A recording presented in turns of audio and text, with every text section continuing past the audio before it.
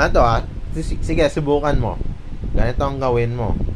Sumigaw ka silently.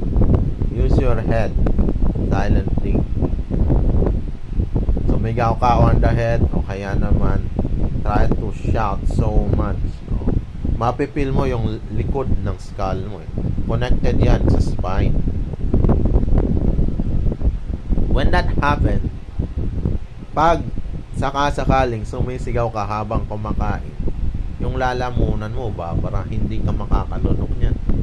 Pag lunok niyan, stop dun sa middle ng lalamunan. And pag nangyari yun, suffocation.